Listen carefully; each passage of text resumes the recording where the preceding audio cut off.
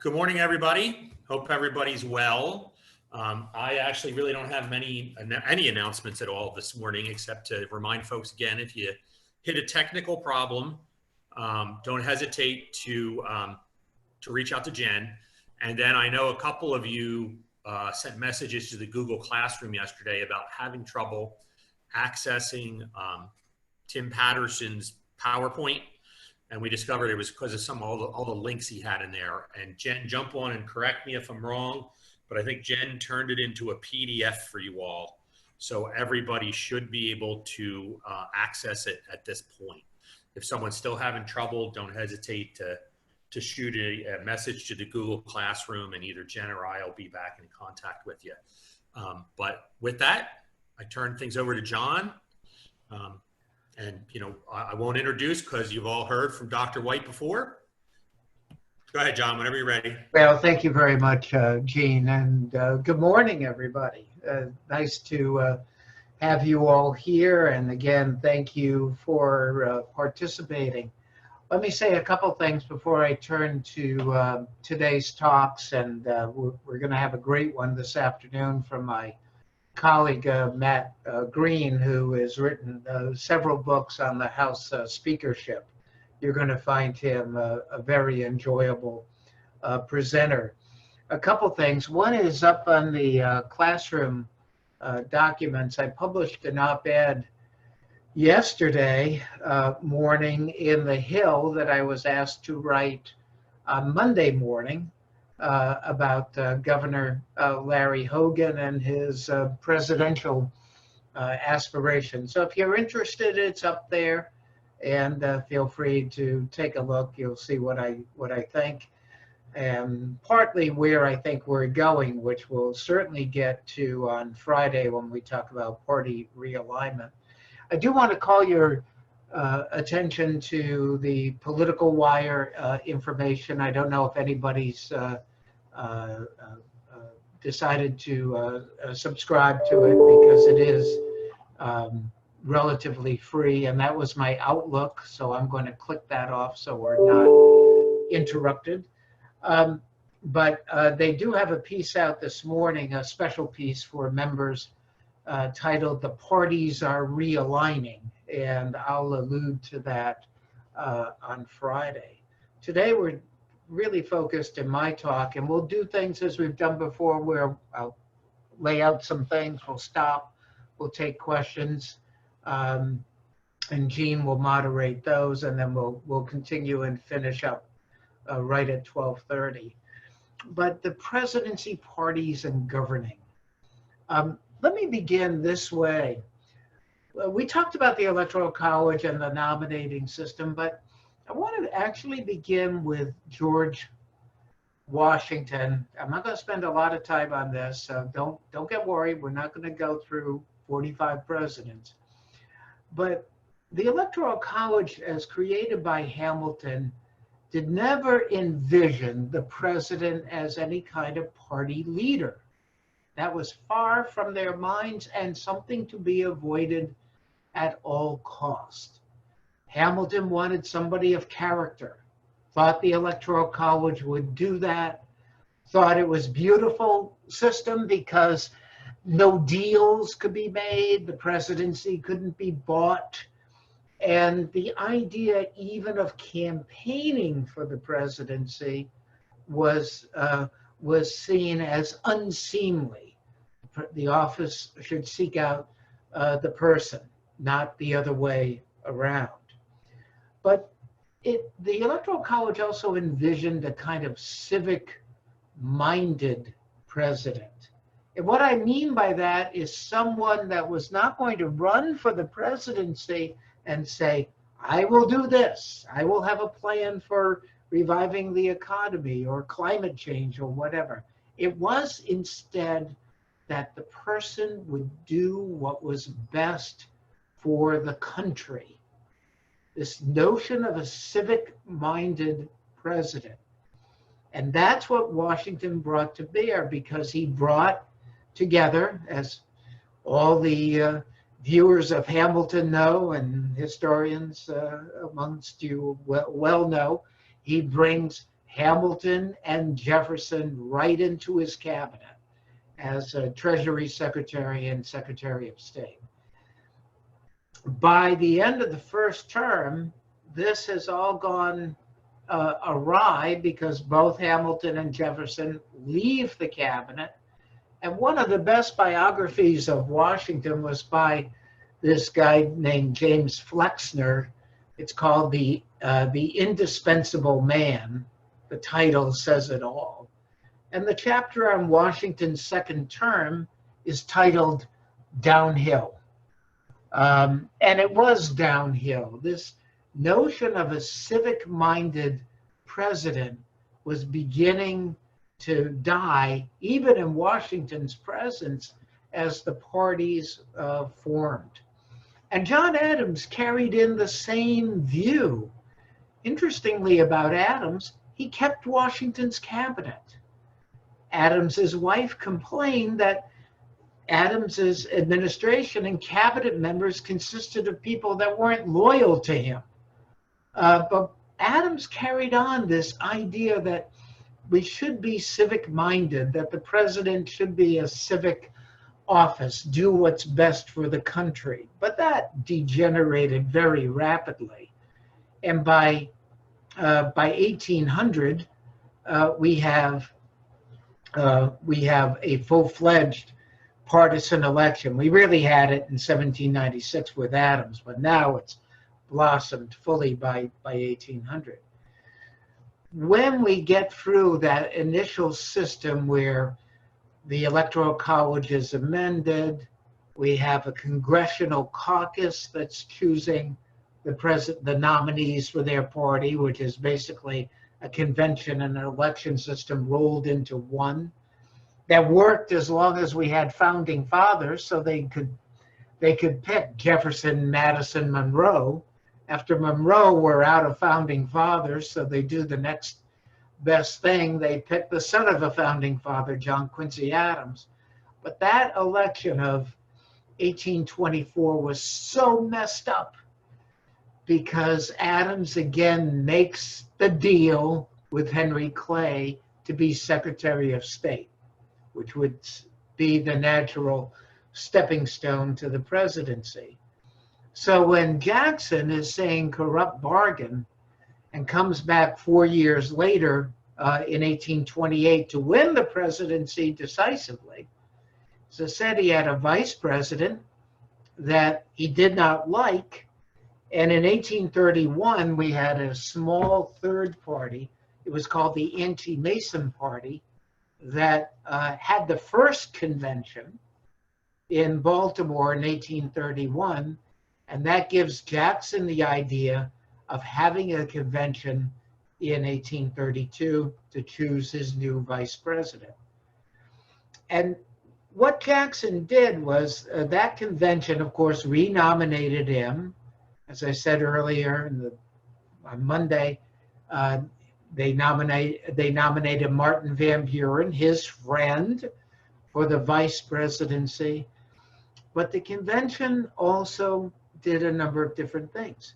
First, they had a conception of the president as party leader as first, it had to be a consensual leader, somebody that was acceptable to all regions of the country.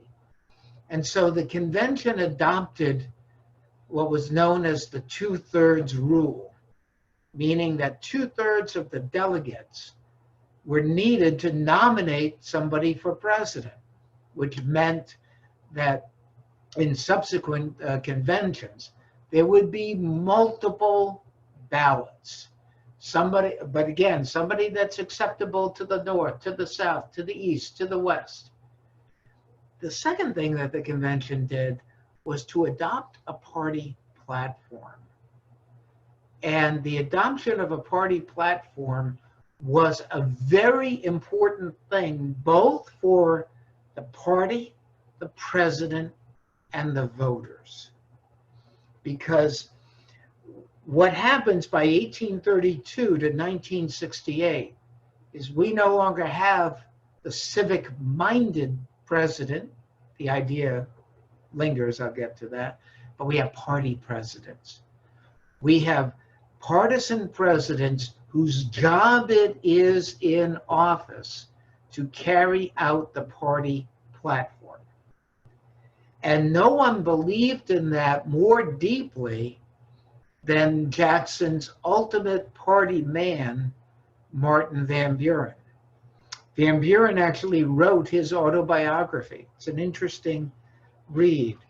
But I just want to read a brief excerpt, just a couple of lines, where he says that, well, and I'll paraphrase the first part, while people think that parties produce a lot of evils and so forth, he said, the parties are necessary.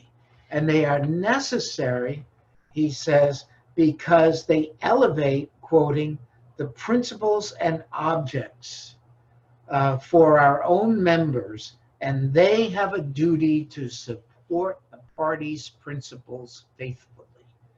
But the job of the president and the party is to enact the party platform. In 1832, there was a very famous Frenchman named Alexis de Tocqueville, who traveled the United States and wrote a book called Democracy in America. I'm sure many of you, if not all of you, are very familiar with it. It's a neat little book because it's just 2 or 3 pages and of observations. It's still out in paperback, still published. His perceptions of Americans are still so relevant for today.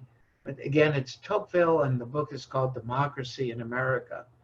And Tocqueville takes issue with Van Buren and Jackson. He says, no. Van Buren says parties are great because they elevate a platform, they're responsible, they carry it out. They represent big ideas and big things in our politics. And Tocqueville says, no. Parties are small.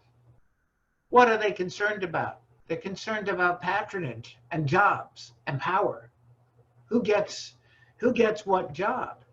And throughout the 19th century, that was a hugely important thing. It's a funny story, but before I get to my story, let me just add, Tocqueville thought not only that parties were small, couldn't deal with big things, he called them, quote, selfish. The story is that in the 1850s, when Abraham Lincoln was still a Whig, he actually wrote a letter in 1850 to President Zachary Taylor, another fellow Whig.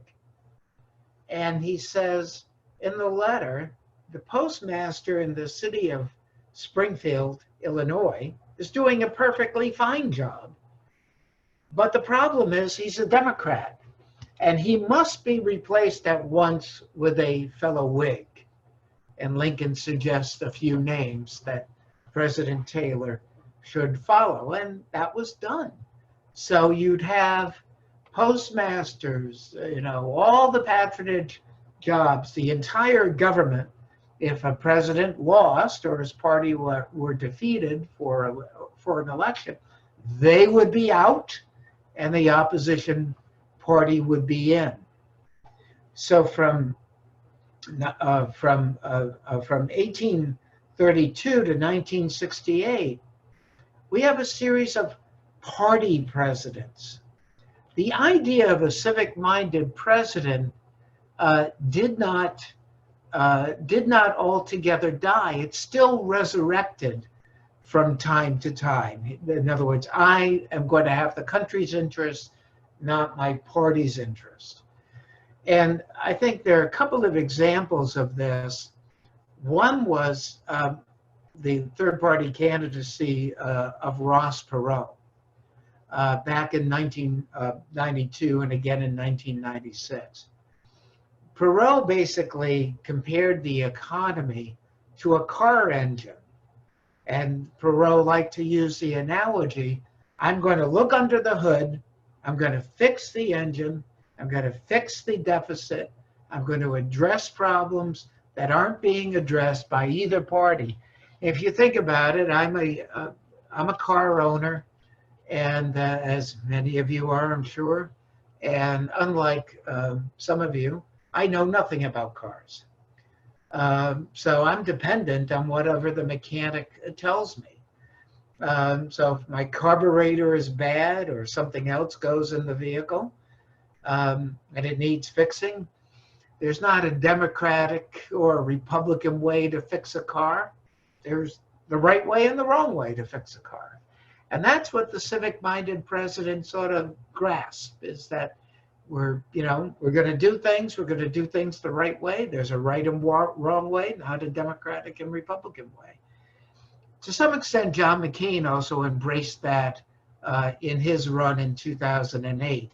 His slogan was "Country First," but he could never really, of course, separate himself from the Republican Party that had nominated him. And because the Republican Party by 2008 had become so unpopular under George W. Bush that we never got to try a McCain presidency, nor was McCain able to fully implement his notion of country first, because if he had, he would have put Joe Lieberman on the ticket. And that was the person he really wanted on the ticket as vice president. But the convention, there would have been a horrible convention fight over it. And it's inconclusive. We don't know whether he would have prevailed. But the party president continued, again, from 1832 to 1968.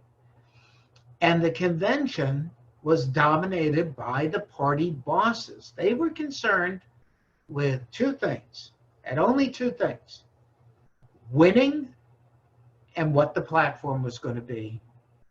And third, way down on the list, who would be vice president, but they didn't really care a whit about the vice presidency.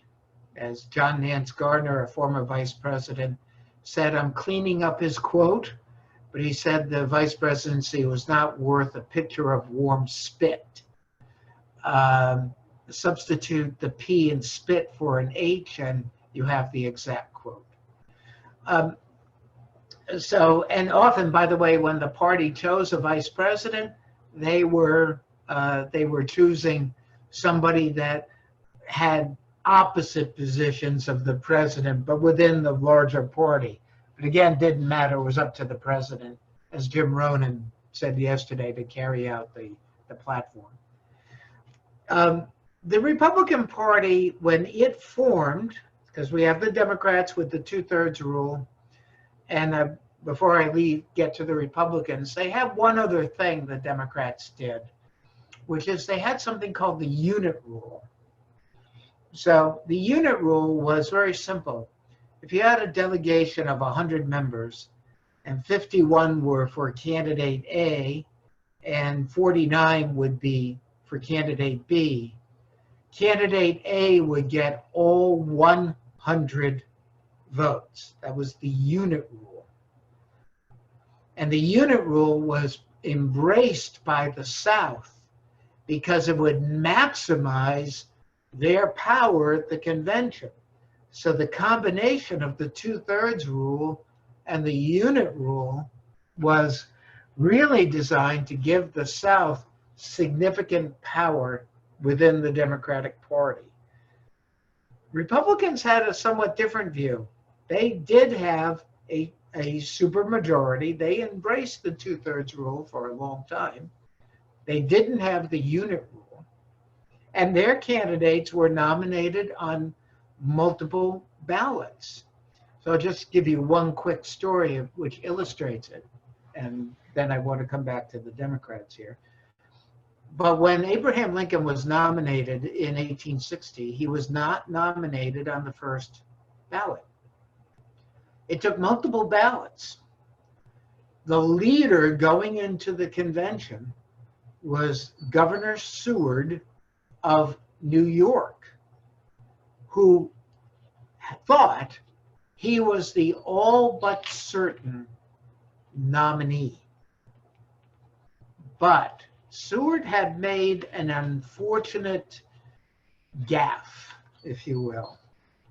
just before the convention, he declared that the differences between the North and South were coming to a head, and the quote he used was, "It was an irrepressible conflict."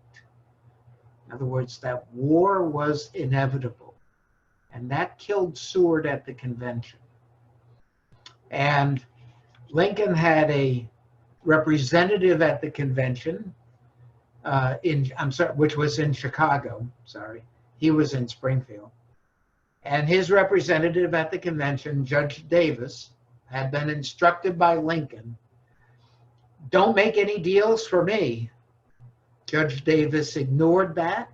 He made deals on the convention floor for cabinet positions, and Lincoln was nominated.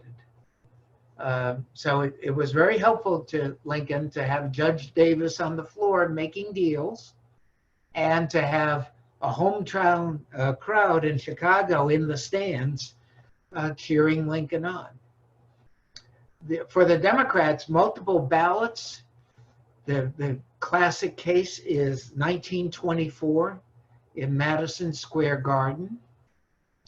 That convention went 104 ballots.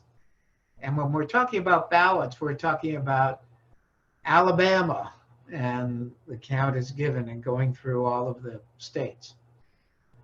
It went 104 ballots because a leading contender was a guy named Al Smith, the governor of New York, who was the son of immigrants, Irish and Catholic. And that was seen as not acceptable.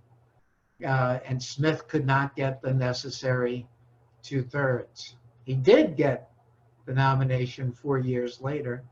And the Democrats went with a guy named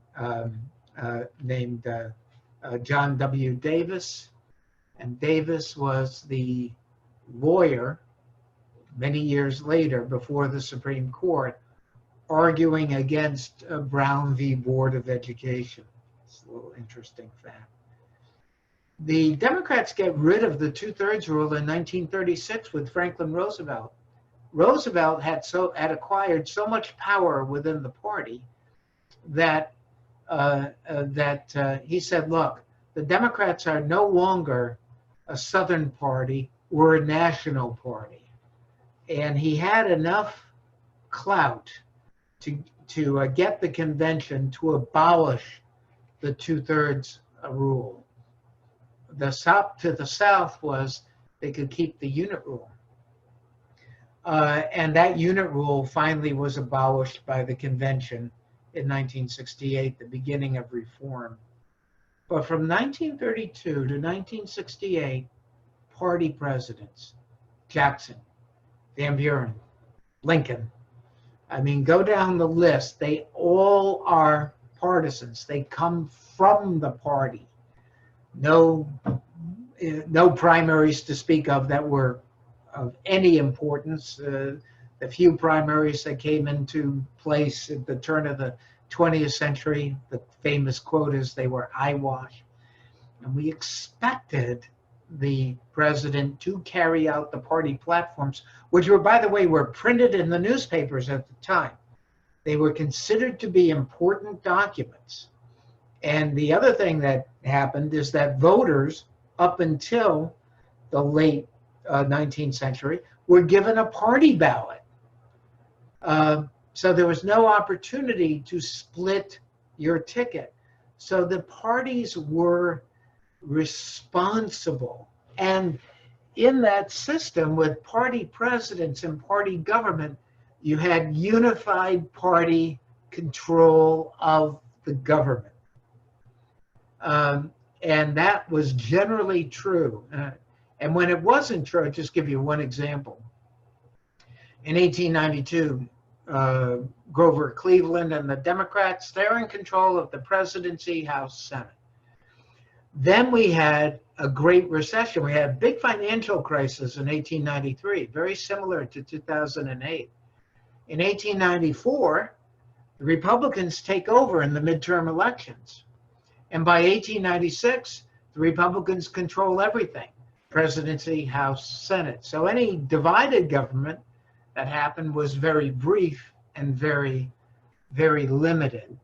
So this notion of what I would call responsible party government doesn't mean that parties do the right thing. It means that they carry out the party platform. I don't know if we have questions at this point, but before I move on to the next section, this would be a good idea. I'm not seeing any questions unless someone tosses one up there real quick. Okay, happy to get to a more modern moment then. Let me go ahead and do that. Okay, I'm not seeing any come in, John, so go ahead. No worries. So what happens by 1968 is we have the collapse of the convention system, and we've been through that. But what really is interesting is, and I want to cast this a bit differently, is that we had under FDR and Truman, and I like using this with my students, we have one party, the Democratic Party, win 5 straight presidential elections. And I like to use this analogy sometimes with my students just to get them. If Donald Trump starts a Republican streak, right, in 2016, 2020, 2024, 2028, 2032, in other words, not until 2037, when your high school students are graduated from college, married, in jobs, owning homes, not until then does the opposite party win the presidency. And that's what it was like, by the way, for people that, unlike you, me, Gene, grew up in the FDR period. He was such a formative president, you know, and you were used to the one party gaining control. And the Republicans had tried everything. They had tried outright opposition, totally opposed to FDR. They tried that in 1936, and they lost every state except Maine and Vermont. Kind of interesting. They tried a more conciliatory approach in 1940 by nominating a former Democrat. They tried to win again with Thomas E. Dewey in 1944, 1948, more established governor of New York. He loses to Roosevelt and to Truman. Now the party's desperate, and they're torn. Do we nominate a true conservative? Do we nominate somebody that can win? They decided, we're going to nominate somebody that can win, and we have that person in Dwight Eisenhower, who went on, because of the Korean War, because of the desire of the electorate. We're a restless country. We always want change. That it was now time to change presidents. But while Eisenhower won comfortably, and Stevenson only carried the Deep South in 2 elections, Eisenhower, the Republicans narrowly won the Congress in 1952. And by 1954, the Democrats were back in power in the House and Senate. And that period begins a period of divided government, where basically what you start to get is you start to get separate voting and split ticket voting for the presidency and the Congress. The presidency becomes an even more nationalized office, but it becomes an office that is where voters are thinking about the economy. But now we're in a Cold War. They're thinking about what's our relationship going to be with the Soviet Union, with communism. They're thinking about defense. Who's going to be strong on national defense? So defense, foreign policy, and an economy, those all become pillars upon which the Republican Party rests and have real strengths. they were seen as better than the Democrats to deal with foreign policy. They were seen as better on defense issues. And they actually were at least tied with the Democrats on the economy as the economy becomes more intertwined with the Cold War. So as we're ramping up defense spending, we're ramping up, airplane building, submarine building, etc. And the president became seen by many, particularly in those industries, as a good boss. Who would you want for boss? And if you think about the Congress, foreign policy, yeah, to some extent the economy, but defense policy, our relationship with the Soviet Union, they don't figure into congressional voting. What figured was, is Joe Jones or Mary Smith a good representative? Are they bringing back the bacon to our district? Did they help me with my Social Security problem or my Medicare problem? And so you begin to get this division where voters are presented with a question that's posed increasingly by the presidential candidates. And voters are only as good as the questions put to them by presidential candidates. Are you better off, said Reagan, than you were 4 years ago? Yes or no? Pretty effective question to put to voters. But then when you start voting for Congress, it's a different question. Then if you vote for governor, it was a different question. And so you had all of these split ticket issues. My classic case, when I lived in New York in 1986, was we had a senator then named Al D'Amato. Some of you may be from New York. He said, I'm the greatest pothole senator that ever was. I bring the federal dollars back to New York. You want money for your college? You want your road fixed? I'm your guy. Republican from Long Island. Then you had Mario Cuomo running for re-election. His slogan, leadership that's working. Then you had a Republican comptroller. He says to voters, I'm the guy they hate seeing showing up at any state work projects because I'm looking for waste, fraud, and abuse. You had a Democratic attorney general. You had basically a Republican state senator, Democratic assembly. And the New York Times basically, called it this choosy ticket, a back and forth where voters went from Republican to Democrat because they were asked different questions. In Cuomo's slogan, by the way, leadership that's working, he borrowed that directly. He plagiarized Ronald Reagan because that was his re-election slogan in 1984. So voters are only as good as questions put to them. And in an age of television and, of course, television advertising, it allowed the candidates to put questions to the voters.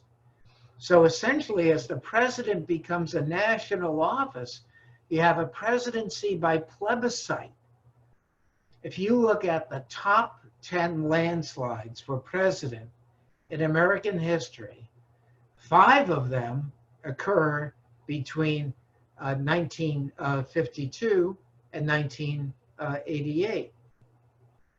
And I can go through them if you want.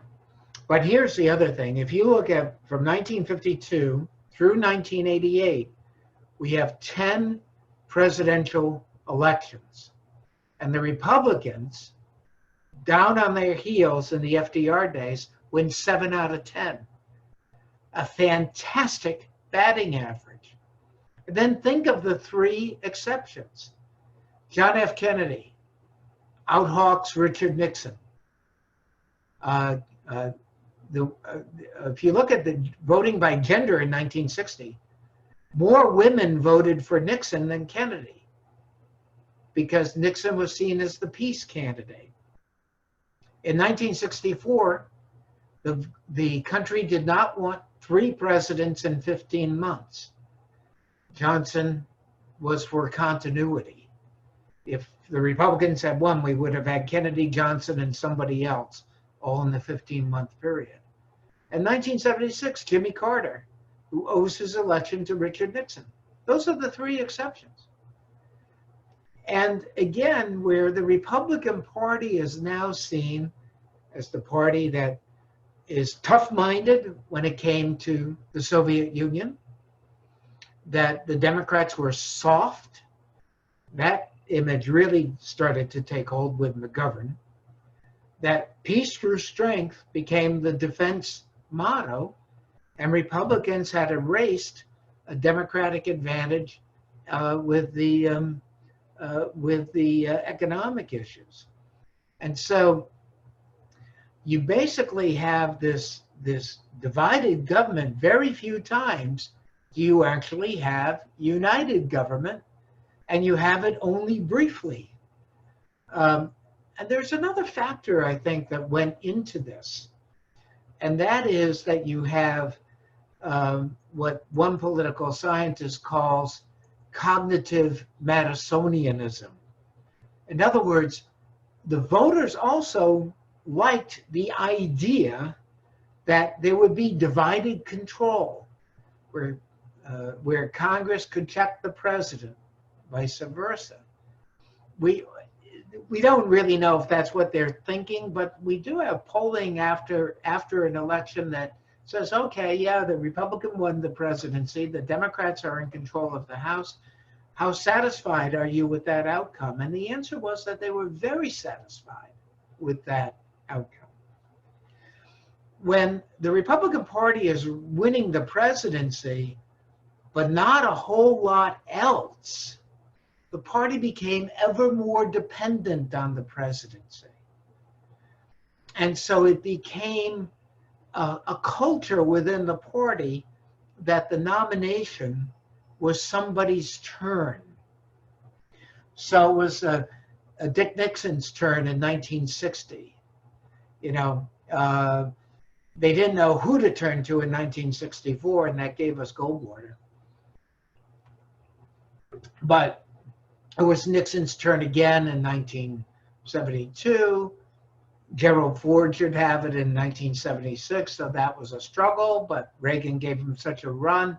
It was his turn in 1980. The Bushes, you all know the story.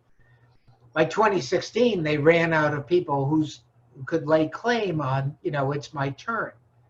I mean, John McCain laid that claim. Mitt Romney laid that claim. Jeb Bush couldn't, and of course the party had changed by then. But one thing I think is a carryover, and that is this great deference that the party base had to a Republican that won the presidency, where you began to see this overwhelming support for Republican presidential candidates from 52 through 88 certainly and beyond. And the other thing that I think is also very true is that those Republican presidential candidates, starting with Eisenhower and going through the first Bush, they were able to win substantial Democratic support. So while their party base in the electorate was small, and they're winning that overwhelmingly, to succeed, they had to win independents and they had to win Democrats. So 1 out of every 4 Democrats voted for Ronald Reagan in 2 elections. We call them the Reagan Democrats. 1 out of every 5 Democrats voted for the first President Bush. So the Democrats were on their heels because we have all these defections. We have a party problem. We're not winning our own people back. They're defecting to the Republican presidential ticket and coming back to us to vote for Congress. Okay, but we'd like the presidency every once in a while. So you begin to see the party strengths on these things. And the other strength that they had as the Republicans win the presidency all the time, they were seen as effective administrators.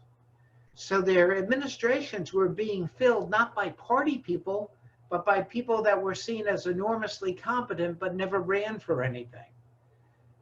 People like James Baker, Mike Deaver, Ed Meese, Cap Weinberger, there's a long list of people that were in high positions that had never held elective office and had no constituency within the electorate, but they were seen as competent administrators. One of the things I think that Trump has done is to demolish that perception of the Republican Party as a competent administrative body in the presidency because of all the chaos that voters seem to be growing tired of. We have new polling out today that even shows that the Republicans are tired of the chaos within the administration. So yeah, we'll see what happens in November with all that. But I think they've squandered that. Where we begin to also see change is after 1988. There are two things that really hurt parties. Only two things. One is success, and the other is failure. You may say, geez, success, that should help a party. Well, think of it. By 1992, Cold War's over. We won. Soviet Union collapses. Berlin Wall's down. The first George Bush says, look at what's happened. No longer do we have nuclear missiles pointed at your children. That's a huge accomplishment. And voters said, you're right, it's a big accomplishment. Now we're worried about the economy. And because of that accomplishment, we have economic displacement. We've got defense workers being laid off who had never been accustomed to being laid off. So you have those pillars of the economy, defense, foreign policy, managing the Cold War. Bush is sitting on that stool in 1992 and the legs have been knocked out from under him. Success hurts parties. The New Deal was a grand success. It took a nation of have-nots and made them haves. And that created problems for the Democrats because then as you're a have, you're no longer like, oh, geez, I need that government service. I need that. It's, I'm a homeowner. I'm a taxpayer. I now see a lot of government programs that help other people, but not necessarily me. And I think government's too big and spends too much and taxes too much. Success hurts parties, and failure is just as bad. Great Depression with Hoover, failure. Pandemic, not working out great, may turn around, but if it doesn't, it is the failure that not just haunts the Trump presidency, but I think haunts the Republican Party for years to come. Again, that's uncertain, so don't take this as a given. But White's rule, success and failure.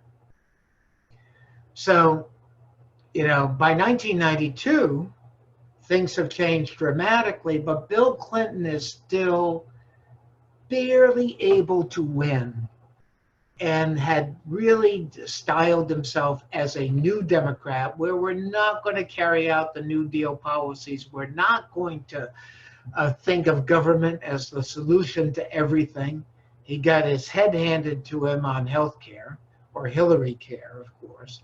And everything after that was more bite-sized, but where Clinton says, we're in this new period, but I'm not really identifying with the Democratic Party so much. I'm not going to mention them. He mentioned them only once running for re-election in his acceptance speech.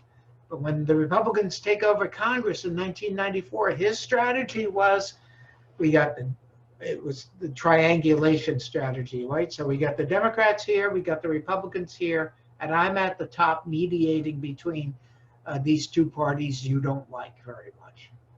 That won him re-election and high job approval ratings and allowed him to withstand impeachment and become even more popular, which is amazing. by 2008, and really starting in the 2000s, we start to get the nationalization of the parties at every level. Remember that during the Cold War, different questions by different candidates to voters who are not fools. They know what the questions are and they answer them accordingly. Again, they're only as good as the questions put to them. It's a big reason we have divided government.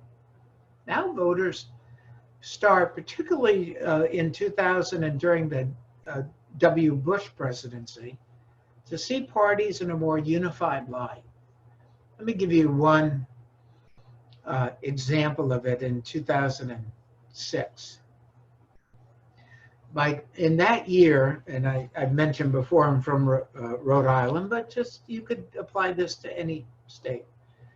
There was a senator in office at the time named Lincoln Chafee, still around, now considers himself a libertarian. He had converted much later after 2006 to being a Democrat. He had been a Republican, a Democrat, now says I'm a libertarian. But in 2006, he was running for election to the Senate. He had been appointed to the job after the death of his father, who was John Chafee, into the Senate. And he had 66% job approval rating in the by Rhode Island voters. They liked the job he was doing, but they turned him out of office. And they turned him out of office in 2006 because voters knew control of the Senate was at stake. They disliked George W. Bush intently. Rhode Island and Vermont were leading states in the high disapproval numbers of George W. Bush. Today, Vermont is the state that most disapproves of Donald Trump. And so the voters saw the election as a national election. And so they gave control of the House to the Democrats, and the Democrats installed Nancy Pelosi as Speaker. They Senate control flipped to the Republicans, and Harry Reid became the majority leader. They accentuated that party control. In other words, Democrats added to their ranks in 2008 because they didn't see George W. Bush of the Republicans in any more favorable light. But interestingly, what happened in 2010 is that we have another national election, extreme polarization. But in 2010, we have the emergence within the Republican Party of the Tea Party, which of course came about in opposition to Obama and to Obamacare. But the beauty of the Tea Party for the Republicans that most people don't realize, the Republican Party was still unpopular. Its favorable ratings were underwater, more unfavorable than favorable. This was also true for the Democrats by 2010. But the Tea Party represented a way for voters to vote Republican without thinking they're voting Republican. Yeah, they knew they were voting Republican, but it basically sort of gave an umbrella to the voters to say, this is a way you can express your dissatisfaction. And an energized Republican electorate in a low turnout election in 2010 turned the House and Senate over to the Republicans. Obama called it a shellacking, and that was absolutely true. Obama is able to come back and win the presidency in 2012, and I'll tell you why he won. It's really simple when you look at the exit polls. The economy was still in trouble. After 4 years, who did voters blame? They didn't blame Barack Obama. They blamed George W. Bush for the problem.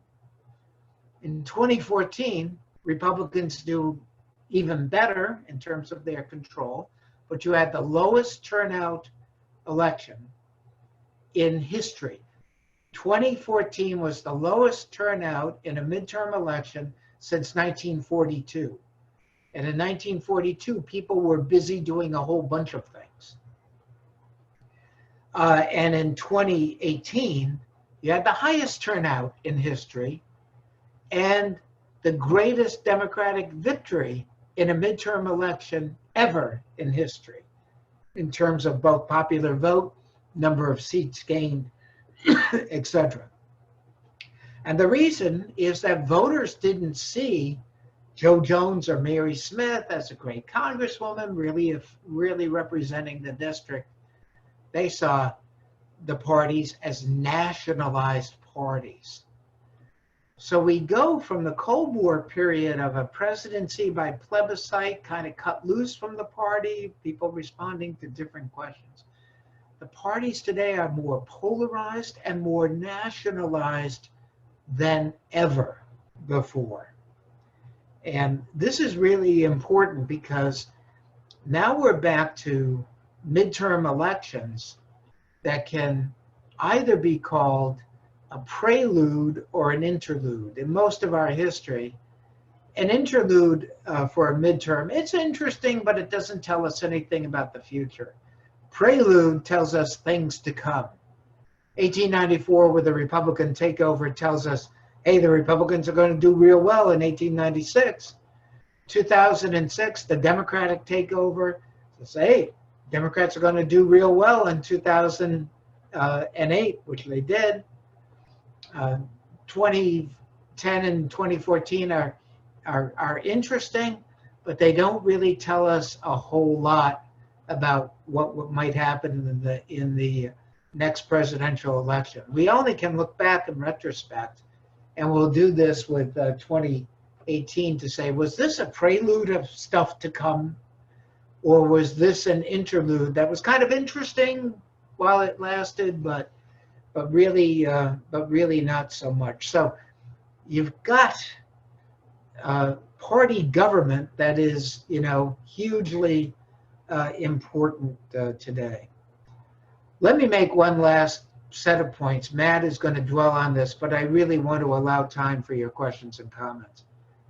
As you go through that nationalization, it's now affected the operations of the Congress in particular, because the party in government, the party leaders in the Congress, the Senate Majority Leader and the House Speaker, have now become nationalized offices.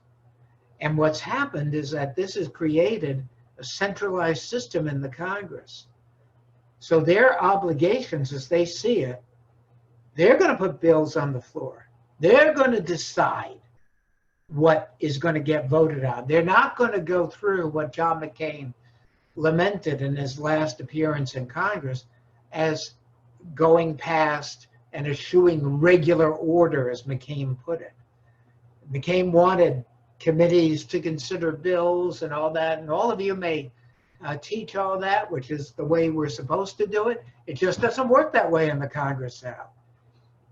Bills are put on the floor by Pelosi and by McConnell, and everything is centralized in their offices.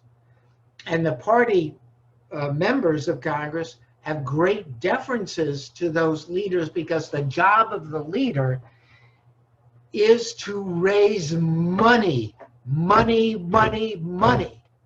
through their PACs, through the congressional campaign committees, and that they are then helping vulnerable candidates.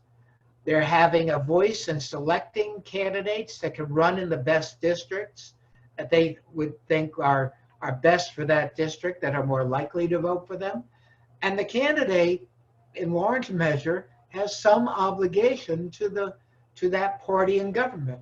They're willing to let that go in certain instances. Pelosi was quite happy if certain Democrats in key districts that one did not vote for her for speaker, as long as she had 218 votes. That's fine, But when it came to legislation on the floor, there has been a great deal of party unity in government. Divided government did not produce that. It didn't produce party voting on the floor of Congress, where all people voted one way, Democrats one way, Republicans another. Now, more than 90% of the votes in Congress are doing that. And so lastly, what I want to say is that why is this happening? It's happening not just because of money. It's not happening only because of a centralized congressional party system. It's not only happening because presidents are able basically to run as now national polarizing figures. That makes them, by the way, more party oriented, carry out the platform. It's happening because we, the voters, are making it happen. To go back to something that Matt Kerbel said, we are living in entirely different universes. You know, if you own a gun, chances are you're a Republican. If you're a frequent church attendee, chances are the person sitting next to you in the pew has voted Republican. If you watch MSNBC, you skew much more to the Democratic side. If you go to church seldom or never, Democrat. It goes on and on and on, where we're in our own little silos, which social media is accentuating, because many of us, and I'm just saying we do that, but and I think it may be true for many of your students, they go to social media not only to connect with their friends and so forth, but to ratify or affirm things that they already believe. And so Twitter, Facebook, Twitter especially, you know, it's an echo chamber. But it's an echo chamber for one side or the other, depending on who you follow.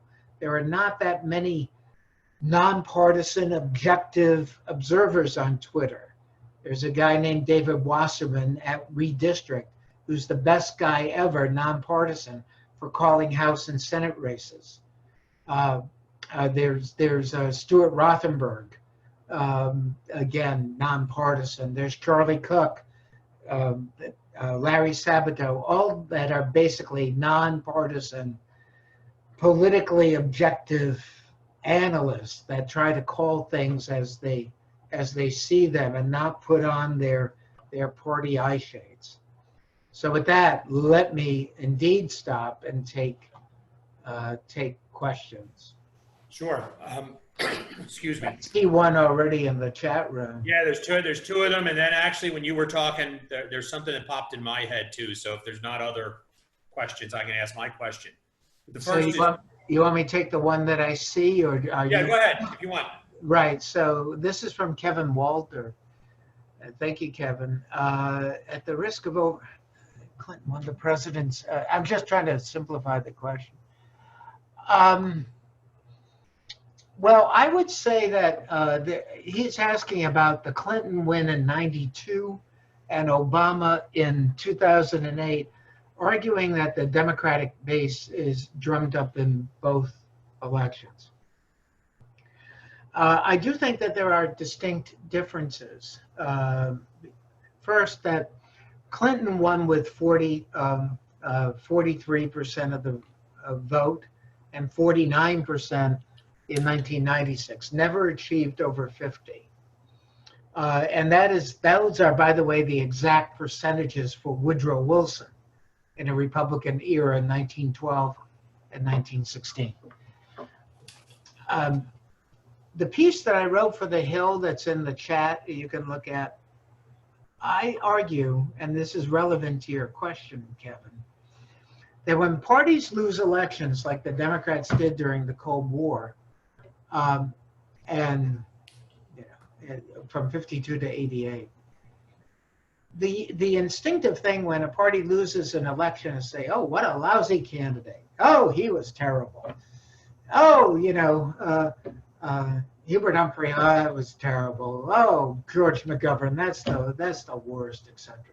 Oh, Jimmy Carter in 1980, that was terrible. It takes time for parties to realize they not just have a candidate problem, they've got a party problem. And after Democrats lost to George Bush in 1988, they realized they had a party problem. They needed to make changes.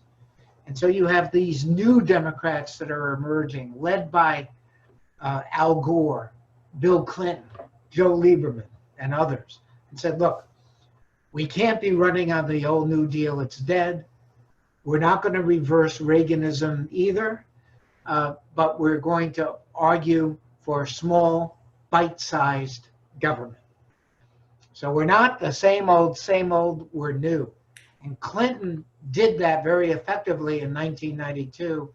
He began to squander that in 93 with health care, gays in the military, and voters said, oh my God, we've elected George McGovern. And Clinton modulated. With Obama in 08 and 12 won 52% of the popular vote. He's the first Democrat since Franklin Roosevelt to win more than 50% of the popular vote in 2 straight elections. By then, with Obama, you've got an emerging electorate. So if we had the same electorate in 1992, which was overwhelmingly white, in 2008, we would have been talking about President John McCain, leaving everything the same. The electorate had changed. Those single women, minorities, and millennials, they had begun to skew very Democratic. And Obama realized that his race was not a liability, it was an asset in 8 and 12. And I think that's a very key difference. And for Biden, just to finish the last part of Kevin's question, it's like, well, what is the strategy? So it is something that, they are very much torn about. And I think that right now, they're of course, they're very happy where they are in the polling, and we don't know whether that will last. But I think there is a Biden coalition that is emerging, and I'm a little less sanguine about reading much into elections. So let me address that first point. Democrats did great among suburban women in 2018. Huge leads. And I don't consider them Democrats. I think they were Democratic triers. And I think that they're going to remain Democratic triers in 2020. And Donald Trump, now I'm going to speak maybe with a partisan lens, but also just objectively he is the stupidest politician I ever have seen more recently, because when he's saying we're opening the schools no matter what, we're sending kids back to school no matter what, that is, you're going to see that in ad after ad aimed at suburban women who are very concerned about sending their kid or their children back to school, as all of you are concerned about what's going to happen and how you're all going to handle it. I don't think that moves them to the Democratic Party, but I think, again, the same Democratic triers in 2018 are likely to be there. And we see lopsided margins by independents for Biden. We see seniors there's a Biden coalition. Seniors propelled Biden through the primaries, along with African-American women. Candidates still matter. And I think the Biden strategy is to do both. The Democratic base is energized. They're not energized for Biden. They're energized to vote against Donald Trump. And that's all you need right now. So I hope I get that. Mary Catherine McElroy, great Irish name. I said that the Republicans showed great deference to whoever won the presidency, and that deference is now worshipful. In the case of Trump, yeah, right. Are there any other parallels in history, and how did that party fare after the individual left office? Well, look, the deference that Republicans have toward Donald Trump exhibited itself yesterday in the Alabama Senate race, where Jeff Sessions, who could have been senator for life, and we know the story, endorsed Donald Trump, became his attorney general, lost the primary to a Trump-endorsed candidate decisively. And Donald Trump's endorsement in Republican primaries is everything.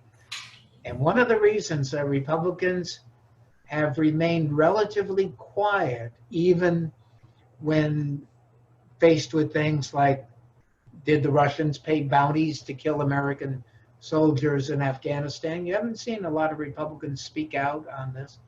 Many of them are still in primary season. And so his endorsement, it can make or break you on Twitter. And they're afraid of that. And Trump has used that very effectively. In history, voters saw the parties together and they would punish parties accordingly. You don't do the job, you're ineffective. They punished James Buchanan and elected Lincoln. You know, they punished Grover Cleveland and elected William McKinley. You know, they punished Martin Van Buren because he had a financial panic during his term, and they put in a Whig, William Henry Harrison. So voters would punish parties if they weren't effective, if they were seen as, you know, effective presidents, whether it was King Andrew Jackson, he was called King Andrew in his day, or other, you know, other effective presidents, they would reward them. They would reward McKinley, they rewarded Teddy Roosevelt, they rewarded FDR. They were seen as presidents who were doing the job, and even if they weren't always effective initially in solving big problems like the Great Depression, the thing that voters gave Roosevelt credit for is that he was trying. You know, try something. If it works, he said, if it doesn't work, try something else, but try something. And voters saw the president and the party as being on their side. This is a big thing today and in history. One of us. And the other party, them. And I think that's a big deal here. I know you're seeing other questions, Gene. Yeah, I am. I actually am, and I had a couple in my back pocket in case somebody didn't. Great. Roll back up because they get to the one. There was one that came in earlier. Do parties really listen to the individual voter, or do they listen more to groups of donors? The eternal question. The easy answer is both. The answer, I think, today is they are listening to the voters. I think the Democrats in 2018 listened to voters in the sense that they were going to put up candidates that were not going to be outright committed to Nancy Pelosi. They were going to put up candidates in districts they thought were tailored to that district. So in Virginia, they put up an ex-CIA officer in a Republican district who was not adopting the party position on everything, including guns and supporting Pelosi and so forth, but did so because they thought, we can win this district. They did the same thing in Iowa. We can win this district. And by the way, those candidates that did win were overwhelmingly for Joe Biden because they saw Biden as the top of the ticket as helping them. In Pennsylvania, as you know, Connor Lamb, the same classic case in Western Pennsylvania, Republican territory. He was the best suited Democrat to win initially a gerrymandered district. And it didn't matter what his positions on guns were, he could win. And so in those instances, I think the parties do listen to voters because it is about power, and the national parties have much more say in the candidate nominations. Now, they do listen to their donors, of course, and the dollars raised and whatnot. And the ability of the national party leaders to they all have their own super PACs. McConnell has the Senate Leadership PAC. That's his own political action committee. And guess what? Instead of dropping the money in other contentious Senate races, he's dropping $10 million into Kentucky because he realizes he has a race of his own. So that's money being diverted from where else it might go. They clearly listen to their donors, however, and the NRA was a great example for a long time until the NRA lost cachet with the voters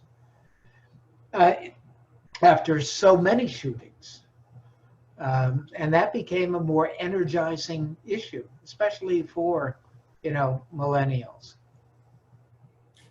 Okay, and this next question is from Brad Fallhaber, and I'm going to tweak it a little bit, Brad, because I think it's a great idea, but I think there might be a clearer way to ask it for John, by starting with the back part of your question first, and that is, we have seen with Republican speakers, sort of, for lack of a better term, John, outsiders becoming insiders. Newt Gingrich taking over as speaker, and suddenly the speakership, gaining more power than it had in previous years, or the Freedom Caucus being willing to sort of buck other parts of the GOP. And I think Brad asked a really interesting question. He says, do you see something like that possibly happening to Pelosi, Right. people like, by Cortez and other progressive Democrats? Exactly. So let me answer it this way. And this is, by the way, a fantastic question for Matt Green this afternoon. So feel free to ask it again. Our answers may differ somewhat. The Tea Party was a blessing and a curse for the Republicans. It was really a blessing, as I said, in the 2010 and 2014 elections, where voters could vote Republican without voting Republican. But it became a curse in the Congress. It was a thorn in the side for John Boehner, for Paul Ryan, and even for Kevin McCarthy, though their ranks are thinned on the Republican side. And if Trump wins and we have Republican control, I think the Republican Party becomes the Trump Party. It's a friendly or hostile takeover, but it's a takeover, and it becomes thoroughly Trumpized, if that's a word. And I think that would be true in the Congress. If you have a Democratic takeover of House, Senate, and the presidency, then you've got a situation, I think, initially in the Congress where the need, I'll put it this way, the need for action is so great given the existing pandemic and crisis that is far more acute than the crisis of 2009, that I think there's going to be a great emphasis on party unity in the initial action, whether it's there'll be executive orders, of course, presidential takeover of industries, the Defense Production Act will be invoked. There'll be all kinds of emergency measures and so on. Congress is going to be very supportive, and Pelosi will remain in power for this reason. Even though she is 80, she knows how to get the votes. And for the next 2 years, if that is the scenario, she knows how to pass legislation. She's not a great spokesperson for the party, but she knows how to move things on the floor. And voters may, in fact, like that even more because experience is now an asset, not a liability. Over time, I think this is the big question as to whether or not the Democrats break into a kind of progressive caucus where they're saying, oh, you know, the Democratic Party is still too centrist. They're not doing enough. They're not being progressive enough. And I think Biden, for the moment, has been able, because of his personal relationship with Bernie Sanders, to work with him in that regard. They just had a good personal relationship. There wasn't the animosity between Hillary Clinton and Sanders. But over time, I think this is a question. And when parties get big, which the Democrats have the potential to do, just given demography and what's happened, but I'm not saying that's going to happen. Big coalitions have splits within them. So the New Deal had both the Democratic North and Union members, and they had the conservative Southern Dixiecrats, and there was tension. The Republicans had tension between Northeastern, more moderate, Me Too Republicans, Dwight Eisenhower and Nelson Rockefeller, and those Goldwater, Reagan conservative Republicans. But you can bridge that for a while. So, you know, it's a great question. And time will tell. Sorry. I hate when people say that, but it's true. Yeah. But I have one of the two questions I had, since I don't see another one from a teacher. And for lack of better terminology, I don't know, but I'm curious to get your insight. As I read about this stuff, and even as I, you know, successfully ran for office myself, for local politics, all this, but as I talk to people about presidential elections in passing or running for office, when they talk about candidates, it seems less that they're really pro-Republican or Democrat as much as they are for or against. So in other words, you know, I'm voting for Clinton because I can't stand Trump, or I'm voting for Trump because I can't stand Clinton. And you see that actually reflected in the numbers, you know? Yes. We saw that both in 16 and we're seeing it now in 20. So among those that disliked both Trump and Clinton, and I can get to the exact numbers later today, but Trump won those voters overwhelmingly. In 2020, in the polling thus far, among voters that dislike both candidates, Biden is winning overwhelmingly. We're seeing that. What we're seeing with the Democrats is with the Democrats in vulnerable districts in that barely won in 2018, so they're vulnerable in 2020.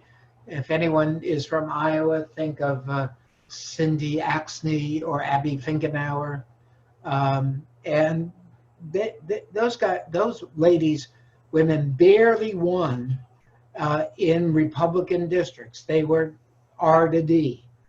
They endorsed Biden. They endorsed him early. The Iowa electorate was still restless, but when things came together at the end of February and March, you saw the voters move en masse to Biden. But it was the voters that moved en masse to him because they thought he's the best candidate to beat Donald Trump, and the only thing that matters is beating Donald Trump. If the party, office holders, and establishment still had any power, which they don't, they would have chosen Biden too. Because they saw him in the polling as best able to beat Trump, and Trump feared Biden from the get-go, which is why he got impeached. Biden has never been behind in a single poll since 2019, and Trump knew that. And Trump planned that Sanders would be the nominee and that the election would revolve around socialism. So instead of a referendum on Trump, the election would be a choice, and vulnerable Democrats in swing districts, in no way did they want Bernie Sanders or Elizabeth Warren at the top of the ticket. And I have very severe doubts that Warren is going to be chosen for vice president for a whole host of reasons. And then that actually led to I don't see another question. Well, let me ask this, and then the question just came in from a teacher. Sure. And even though Biden is showing himself ahead in the polls, Yeah. you know, when people would talk to me last election, and I'll give the teachers some context, you'll get it right away. I kept wondering if there was a Rizzo effect. In other words, in Philadelphia politics, years ago, when they'd say, who you voting for mayor, there are a lot of people who were going to vote for Frank Rizzo, but they frankly didn't want to admit it.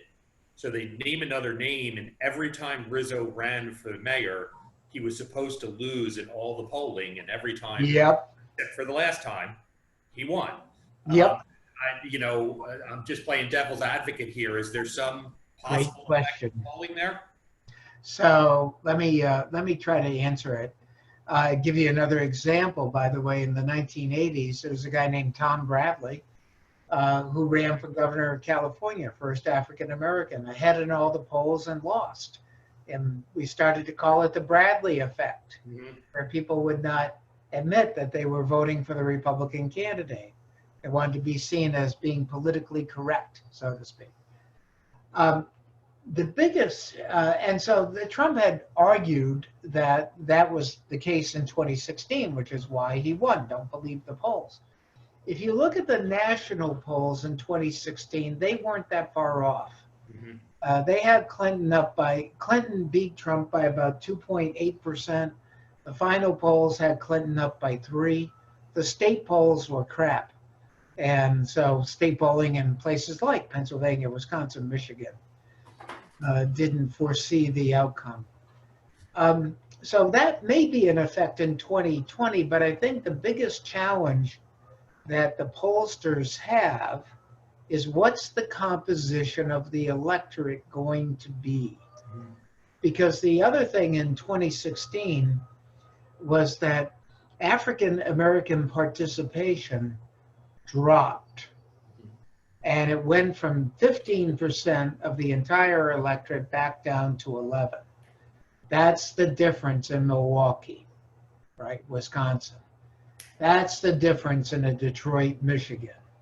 Florida So, too, wasn't it? Then those states, of course, went for Trump. Yeah.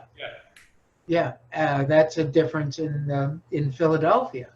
Yep. So and then Trump is running up the margin way beyond Romney in these rural areas.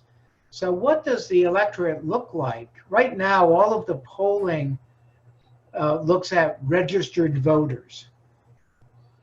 When we get to September, October, then they start to use the filter for likely voters. There's one other point, though, to keep in mind for everybody. Presidential job approval tends to mirror the popular vote.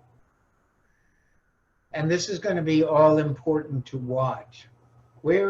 Trump is now at either 38, 39, 40, 41, 42. If he starts moving up to 45, 46, that is something you want to watch very carefully. If you have a significant third party, you can win with 46% of the vote. 48. The thing about Biden, which Hillary never reached at this stage, is not only the size of the national lead, which at this stage is much bigger than what Hillary had, but Hillary never topped 50 in any national poll. If you look at several national polls and some of the state polling, Biden is over 50. No one in that campaign, though, is saying, we're like Tom Dewey, we're going to win. It's all but certain. The biggest problem that they have, and I'll leave you guys with this, is that as the map widens, they have so many opportunities. Where do we put resources? Do we actually put resources into Texas? Do we put resources into Georgia? Do we put resources in place in Iowa, in places that were once seen in Ohio as once-off the realm out of the realm of possibility now seem they're within the realm of possibility, and that's a big challenge that they've got. Okay, we're out of time, but there's a couple of questions. We'll, I guess, try to handle them quickly. To what extent does Biden's victory in the primary showcase the limits of money in politics, as Biden had almost nothing going into Super Tuesday? Yeah, it shows that that 2020 was the strangest, most unique, most primary in American history, in the modern history. Let me see who asked that too. And Pat Sprinkle asked that. And Pat, actually, that might be a good question to bring up again tomorrow morning when we hear from Robin Kolodny, who is really, her bit about dark money and stuff, I mean, is fabulous stuff. And I'm happy to go in more detail when we have open time on Friday as well. Yeah. The other question, and an interesting one, is what if McConnell loses re-election? How does the RNC adjust? And I would add on to that question, and this is from Kelly Bales, how does leadership in the Senate readjust? So first, we're in an era of negative partisanship. Democrats hate Republicans, Republicans hate Democrats, and it passes down to the voters. So despite what I think, there were no Barack Obama Republicans. There were no Hillary Clinton Republicans. There weren't many Donald Trump Democrats. There just aren't. And I think that's going to be true in 2020 as well, despite the advertising by disaffected former Republicans. I mean, we'll see if that's true. I don't expect McConnell to lose. I expect him to win because of the nature of partisanship in Kentucky.